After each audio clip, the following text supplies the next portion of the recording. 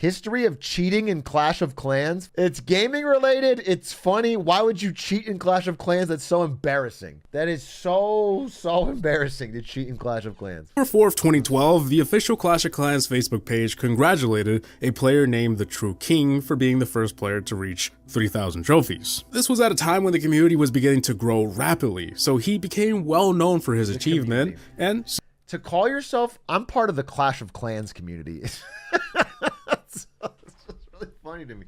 I feel like I don't care if you play Clash of Clans, but you should have a general sense of shame about it. It should be something that you do in private. It's something that you play and you don't talk to friends about. You know, it's like I do it because I want to fill time.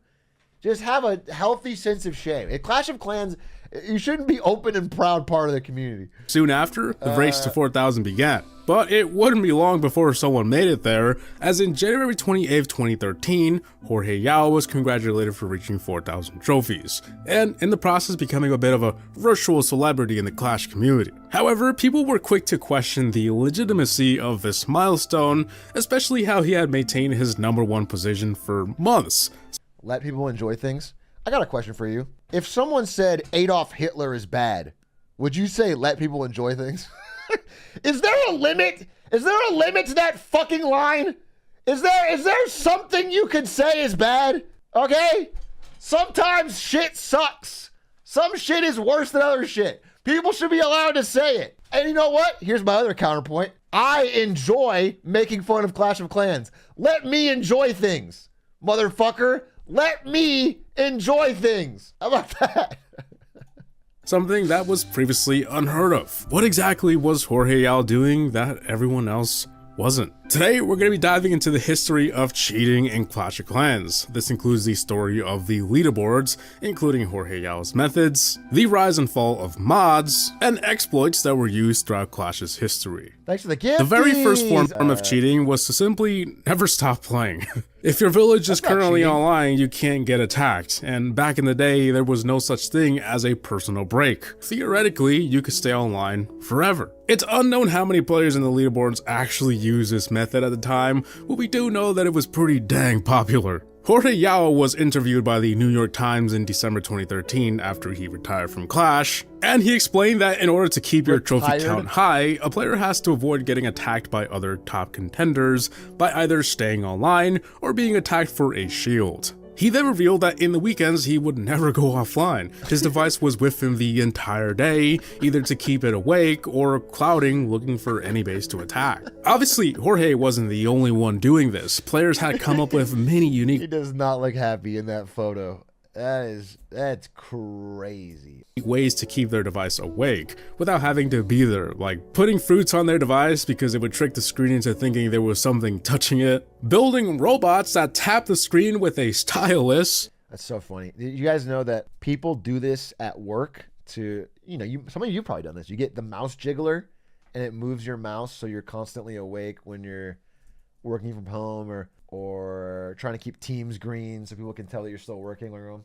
I was reading an article that they are cracking down on this. There's like new software that can detect it, and people are getting caught, and this whole fucking thing. I'm going to talk about it on Monday for Marketing Monday, but I was just reading about this, which is really funny. But using it for Clash of Clans is hilarious. And even jailbreaking their devices to download softwares that could do it for them. More on that later. If you were one of the players that constantly logged off and getting attacked and losing trophies, playing Clash as it was meant to be, you would have unfortunately never got anywhere near players that were always online. In May 2013, a personal break feature was implemented to enforce players to go offline for a short period of time. However, this could easily be bypassed with mods at the time, and it wouldn't be until early 2014 where this feature actually worked as intended. But this wasn't the only method being used to cheat back then. By late 2012, players were already perfecting the act of win trading.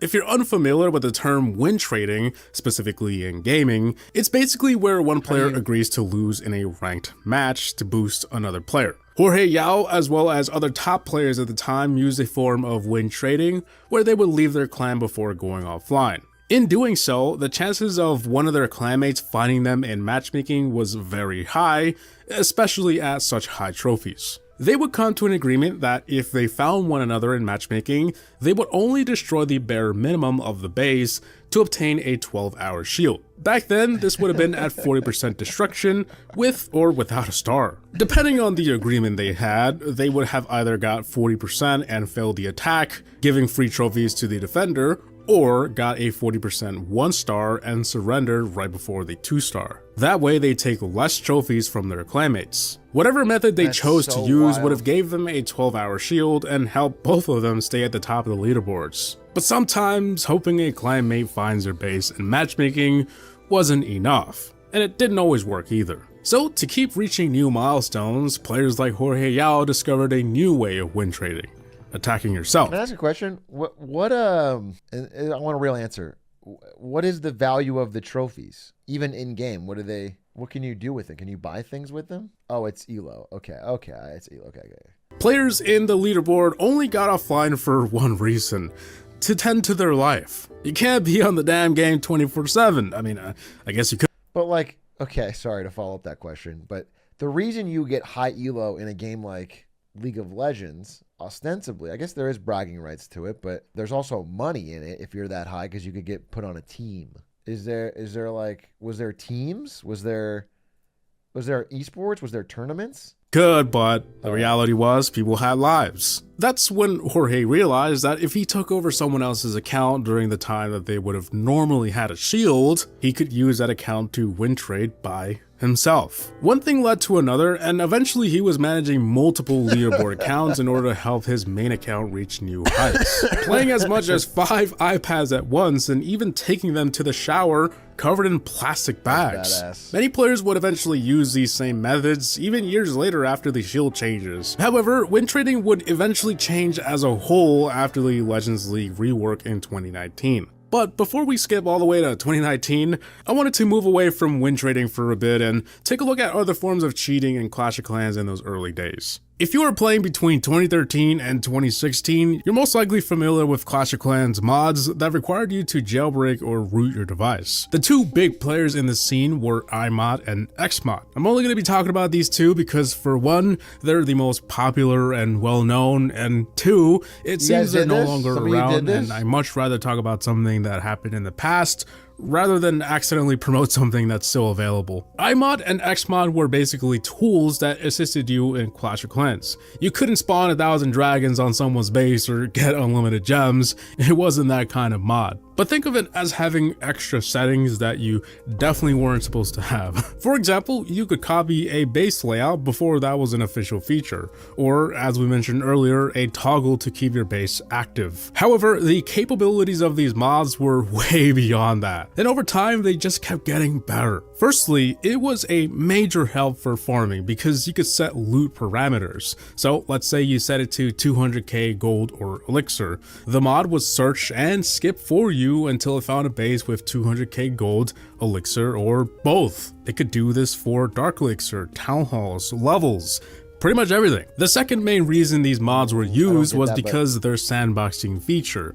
a feature that let you visit any base and practice attacking it, even having a toggle that allowed you to see the traps. This became a massive problem in both the leaderboard and clan wars because all of a sudden, players using this mod could practice their attacks before actually doing it. This led to many clan wars where everyone was getting perfect 3 stars, and over in the leaderboards, because you usually run into the same bases up there, top players were practicing on each other's bases so they can do good next time they find them. It basically eliminated the need to strategize your attacks. These mods were highly controversial because a lot of players using these mods argued that it wasn't cheating and that it simply helped them enjoy the game in between their busy lives. But at the end of the day, I mean, mods are mods, and anything that gave anyone an advantage is cheating. In April 2016, Supercell finally did something about it and committed to keeping Clash of Clans a level playing field for everyone. They started to issue 2-week bans to anyone who was caught utilizing any third-party app. But after multiple ban waves throughout 2016, it seemed 2-week ban is so funny because if they're doing the mod, they're obviously a huge fucking whale. So the ban's like, hey, don't use the mod, but don't leave.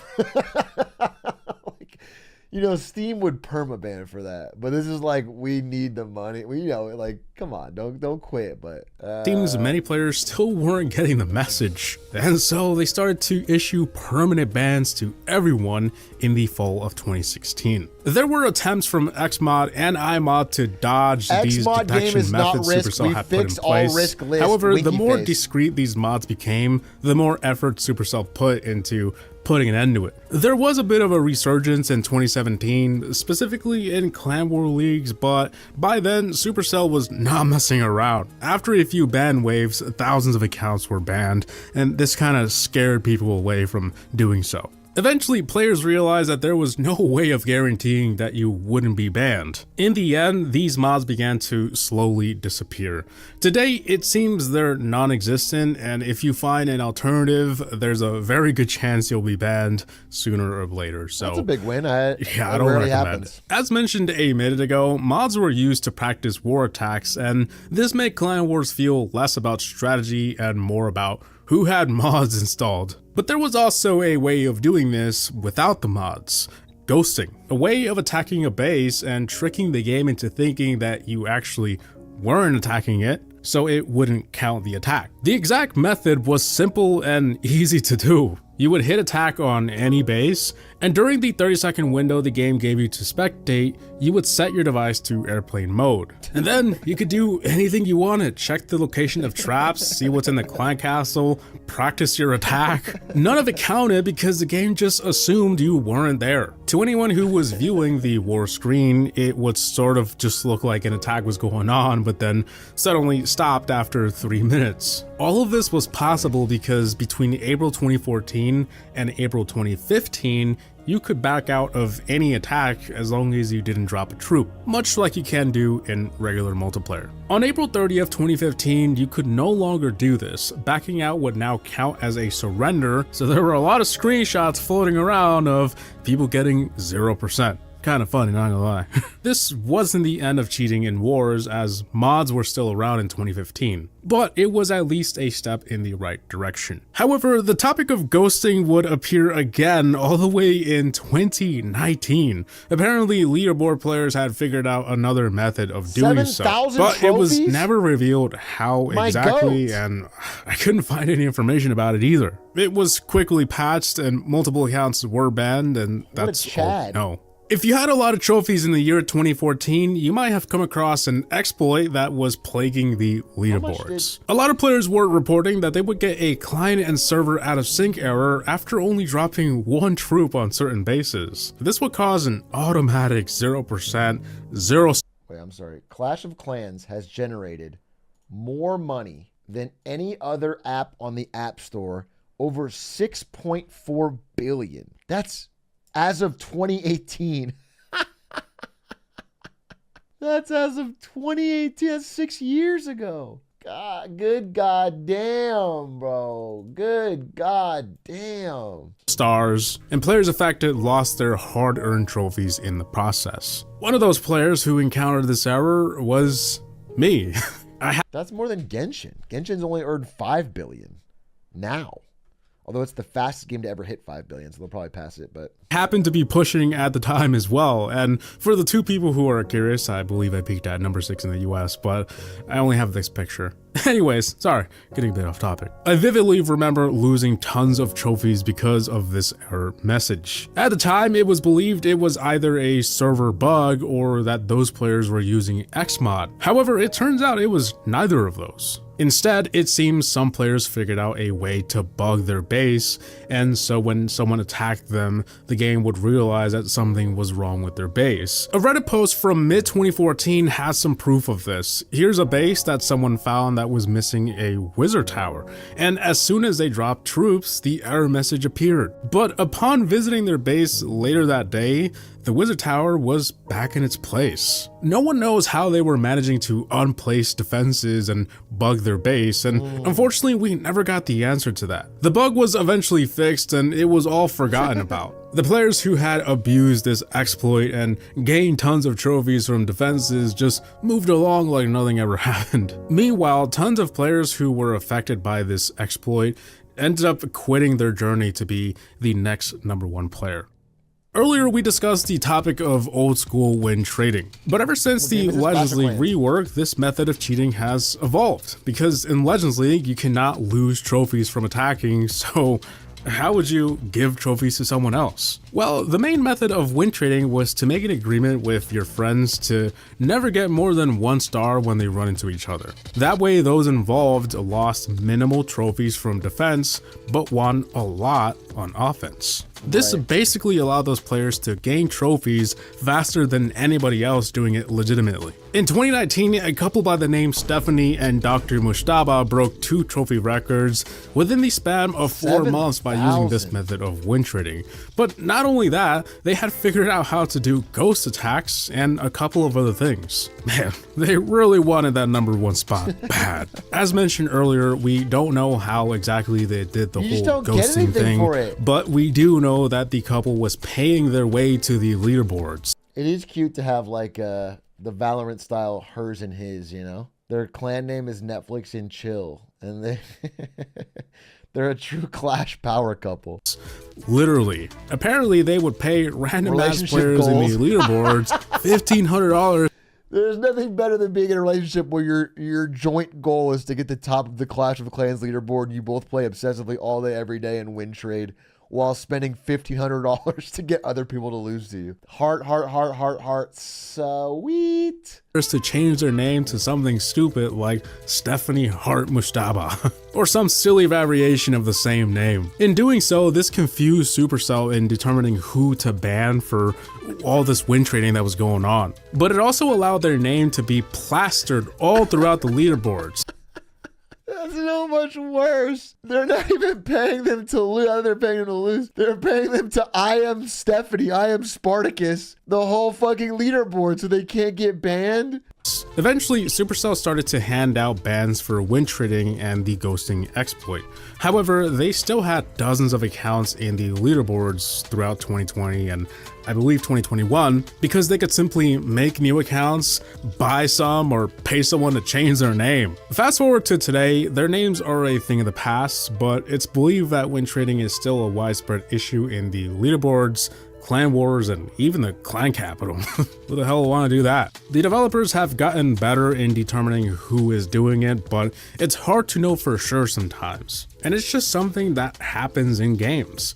The fact is, wherever there is competition, there will always be cheating. I really hope you guys enjoyed today's video. I had tons of fun researching and writing. I did not know that it would be so stark. I thought it was about money. I mean, I guess it sort of ended up being that way, but I thought it was just about whatever person spend the most money on Clash of Clans has the strongest clan, and they would clash the best.